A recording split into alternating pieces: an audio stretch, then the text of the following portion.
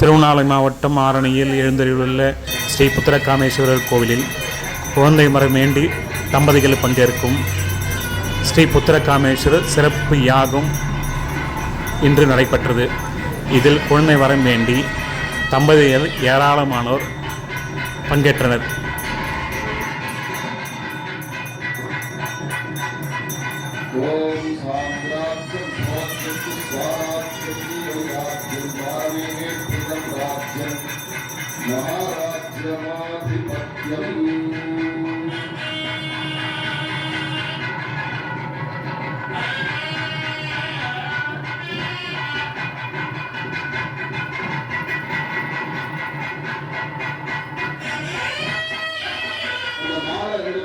கையில வச்சுக்கோங்க. கணவன் மனைவி 2 பேரும் ஆளுக்கு ஒரு மாலை வச்சுக்கோங்க. அவர் முகூர்த்த வேலை வாசிக்கும் போது ஒருத்தருக்கு மாலையை மாத்தி போட்டுக்குங்க. கெட்டி வேலை